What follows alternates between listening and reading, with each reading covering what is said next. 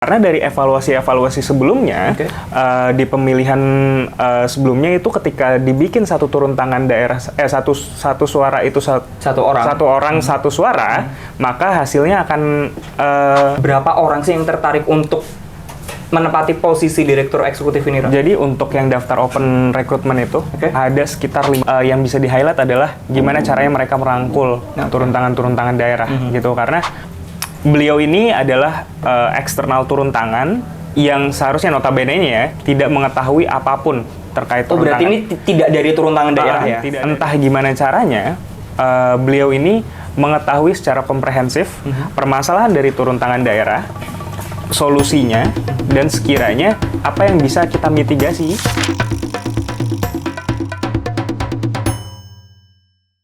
Regenerasi dibutuhkan oleh sebuah organisasi atau komunitas. Salah satu fungsi dari regenerasi itu sendiri adalah untuk kaderisasi, agar organisasi atau komunitas memiliki anggota yang berkualitas setiap waktunya. Saat ini Turun Tangan sebagai sebuah gerakan kerelawanan sedang melakukan regenerasi untuk posisi direktur eksekutif. Sejauh mana proses rekrutmen direktur eksekutif Turun Tangan berlangsung? Selanjutnya bersama gue Leon Wical, dan kali ini gue udah duduk bareng Era Milianto selaku Human Resource Turun Tangan. Selamat siang, Ra. Selamat siang. Gimana nih kabarnya? Alhamdulillah baik. Sedikit hujan, mendung, tapi kita tetap semangat. Aman ya tadi perjalanan ya? Aman-aman. Tadi naik MRT, enak banget di sini Cafe Pejuang. Langsung turun di MRT. Langsung ya? Langsung banget. Tanpa kehujanan ya? Tanpa kehujanan. Jadi kalau mau ke Cafe Pejuang, langsung aja ke MRT Lebak Bulus, di bawahnya langsung persis. Mantap. Gitu. Nah, Ra, lu kan ini selaku HR saat ini di Turun Tangan sedang ada proses rekrutmen direktur eksekutif nih. Betul. Nah, sejauh ini sampai mana sih prosesnya? Nah, saat ini prosesnya itu sampai interview user. Jadi kita akan ada beberapa tahapan. Yang pertama itu ada screening CV. Yang kedua itu kita akan melakukan interview user. Yang ketiga itu kita ada FGD. Yang nanti konsepnya akan kayak desak-desak Anies ya. Kemudian ada debat kandidat. Kemudian ada interview dengan para dewan pembina gitu. Kemudian nanti ada pemilihan. Nah, pemilihannya ini cukup unik karena mungkin di pemilihan sebelumnya itu satu orang satu suara, tapi sekarang ini kita menggunakan skema satu turun tangan daerah satu suara. Kenapa tuh memilih skema satu turun tangan daerah satu suara? Betul, karena dari evaluasi orang di pemilihan sebelumnya itu ketika dibikin satu turun tangan daerah satu suara itu satu orang satu suara, maka hasilnya akan lebih mayoritas ketika turun tangan daerah, misalnya turun tangan Banten gitu. Turun tangan Banten memiliki suara 500 suara gitu, dan mendukung orang atau kandidat yang mencalonkan diri gitu. Nah, alhasil orang itu akan mendapat 500 suara lebih besar dibandingkan yang lainnya. Sementara turun tangan daerah nggak semuanya anggotanya ya. Nggak semuanya memiliki 500 anggota gitu. Jadi kita meminimalisir hal-hal itu terjadi. Berarti berdasarkan evaluasi, ketika satu orang satu suara itu nantinya tidak adil karena jumlah anggota per turun tangan itu berbeda-beda gitu ya. Betul. Ra, tadi kan di awal lu mention bahwa ada screening CV dan juga tes bidang. Nah, itu dari awal kita meng-announce bahwa akan ada oprek direct, berapa orang sih yang tertarik untuk menempati posisi direktur eksekutif ini, Ram? Jadi untuk yang daftar open recruitment itu ada sekitar 59.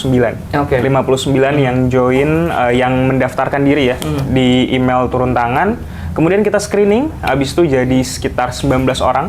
Habis itu setelah tes bidang itu jadi 10 orang. Habis itu lanjut dari tes bidang nanti kita akan jadi 3 orang untuk debat kandidat. Gitu. Berarti ini masih proses dari 10 kandidat ke 3 kandidat gitu ya? Betul.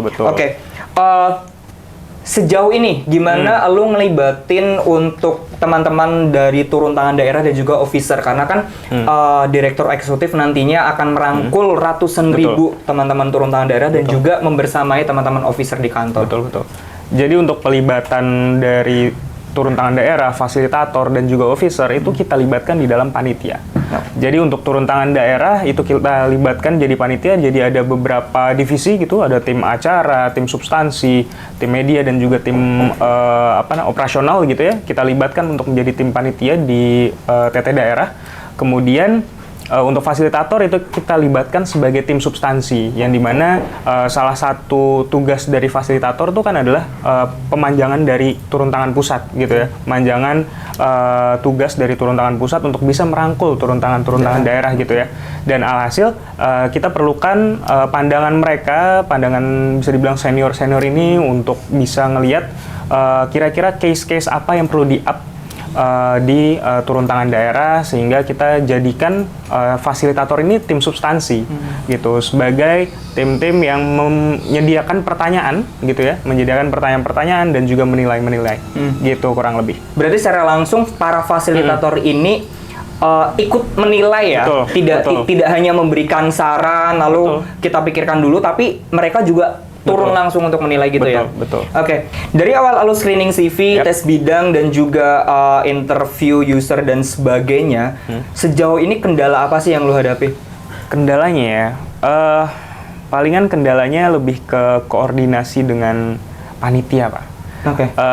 Sebenarnya bukan permasalahan panitianya, tapi lebih tepatnya karena turun tangan daerah kan dari Sabang sampai Merauke, Mas Leon. Jadi cukup sulit untuk bisa berkoordinasi dan berkomunikasi dengan mereka, menyesuaikan jadwal kita masing-masing. Nah itu cukup sulit ya dalam membuild tim di panitia pemilihan Direx gitu.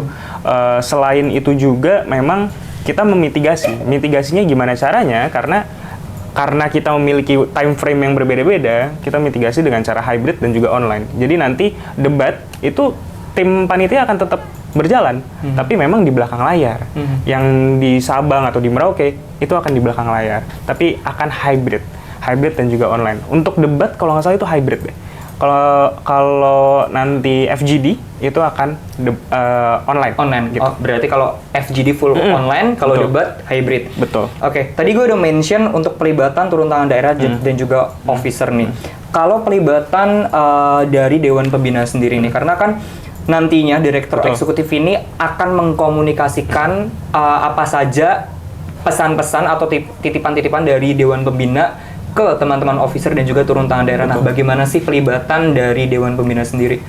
Nah, untuk Dewan Pembina ini memang sebelum dari kita adakan pemilihan ini, memang kita berkonsultasi dulu ya dengan Dewan Pembina, dan kita memfiksasikan terkait timeline, terkait mata acara, dan juga mekanisme pemilihan.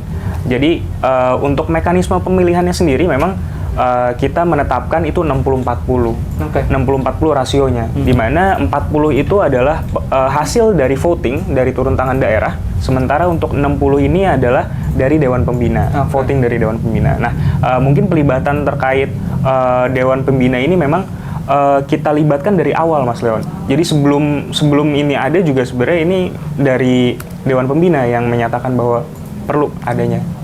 Gitu. Tapi Dewan Pembina sejauh ini sudah tahu 10 kandidat ini siapa, profilnya seperti apa? Sudah Mas Leon. Jadi setiap minggunya kita akan melaksanakan weekly gitu ya, untuk memaparkan update terkait pemilihan Direx gitu, sehingga cukup terinform.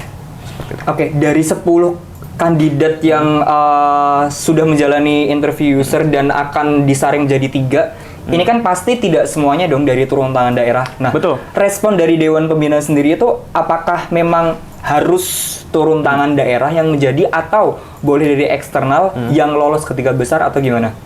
Jadi kalau misalnya melihat dari keputusan di awal ya, untuk kita bisa melakukan open recruitment, itu adalah salah satu keputusan mereka atau pandangan mereka untuk silahkan eksternal untuk mendaftar gitu. Terbuka open recruitment. Terserah teman-teman yang sekiranya dari luar turun tangan itu boleh join. Palingan kayak gitu sih kalau misalnya menurutku, pandangan dari Dewan Pembina itu sendiri mempersilahkan untuk eksternal untuk bisa rekrut open recruitment gitu. Oke, ada nggak sih kriteria khusus yang dititipkan dari Dewan Pembina kandidat atau direktur eksekutif yang berhasil nanti menjadi Direx harus kayak gini tuh, ada nggak sih?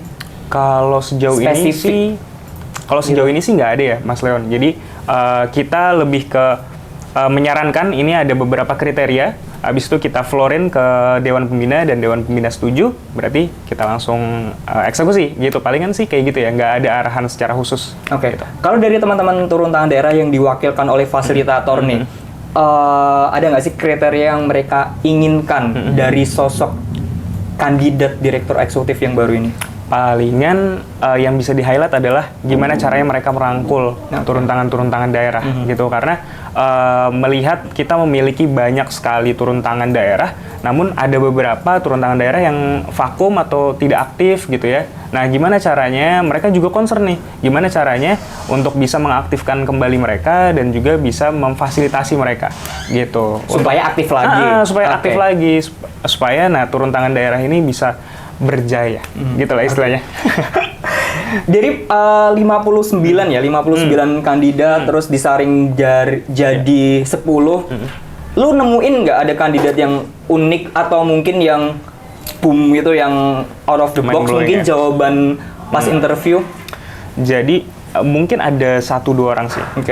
Aku coba yang satu ya.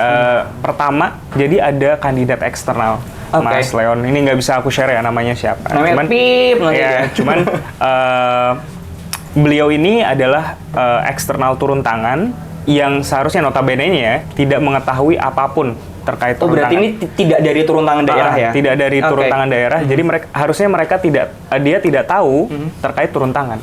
Tapi entah gimana caranya beliau ini mengetahui secara komprehensif permasalahan dari turun tangan daerah, solusinya, dan sekiranya apa yang bisa kita mitigasi ketika nanti terjadi seperti itu lagi. Nah, hal-hal yang kayak gini kan itu membutuhkan riset yang mendalam. Itu menunjukkan bahwa dia ini orangnya yang orang suka ngeriset gitu. Serius untuk bisa menjalankan tugas dan juga suka ngeriset lah istilahnya. Dan itu suatu yang bikin kita terkesima dengan sosok ini gitu, karena harusnya nih orang eksternal nggak tahu terkait turun tangan, tapi kok dia bisa tahu gitu. Nah, yang kedua itu ada salah satu kandidat yang bisa dilihat ini tuh sebenarnya dari tahun lalu tuh udah join di proses rekrutmen gitu, tapi ternyata join lagi di rekrutmen tahun ini.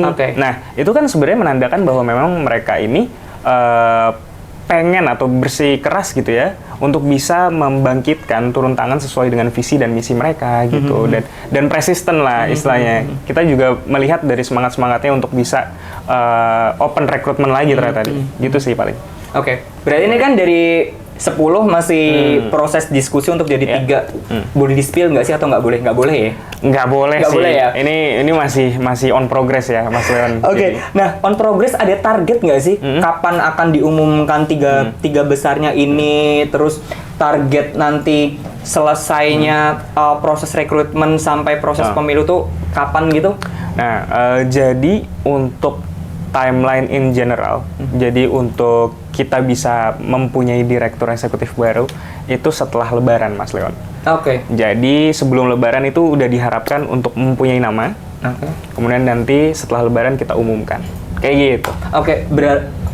Berarti udah nemuin direktur eksekutif barunya sebelum Lebaran dong? Betul. Tapi kita simpan dulu. Betul. Kita rahasiain dulu. Betul. Baru pengumuman officialnya setelah Lebaran. Kenapa tuh? Itu ada satu dan dua hal ya. Satu dan dua hal yang belum kita bisa omongin gitu lah. Istilahnya. Ra, terakhir nih mungkin lu ada pesan buat para kandidat yang sekarang lagi mungkin was-was atau bersiap diri nih. Wah, siapa nih yang masuk 3 besar? Nah, mungkin lu ada pesan khusus untuk para kandidat. Silakan, Era. Kamera ini ya. Kepada seluruh kandidat pemilihan direktur eksekutif, aku selaku panitia pemilihan direktur mengucapkan semangat kepada teman-teman kandidat. Aku tahu mungkin ini prosesnya memakan waktu yang lama dan juga panjang, menguras waktu dan juga tenaga kita. Jadi tetap semangat karena kita berusaha untuk menilai seobjektif mungkin dengan parameter dan penilaian yang telah kita diskusikan bersama. Gitu. Kurang lebih dari aku itu, semangat terus, semoga kita mendapatkan direktur eksekutif yang kita inginkan. Terima kasih. Thank you Era. Thank you. Era, terima kasih udah join atau hadir di Soan TT buat sharing proses rekrutmen direktur eksekutif. Semoga lancar, semoga sukses proses rekrutmennya, dan semoga bisa mendapatkan direktur eksekutif yang bisa merangkul teman-teman turun tangan daerah dan pastinya lebih baik untuk membawa turun tangan lebih jaya lagi. Terima kasih. Oke, itu tadi Pejuang bincang santai bersama dengan Era selaku HR dari Turun Tangan. Jangan lupa tetap pantengin podcast Pejuang karena akan ada narasumber menarik lainnya di Soan TT. Pejuang bukan hadapi. Dan dah, thank you Era. Thank you Leon. Singkat kan? Singkat. Tayang besok Minggu. Wah. Cepat amat.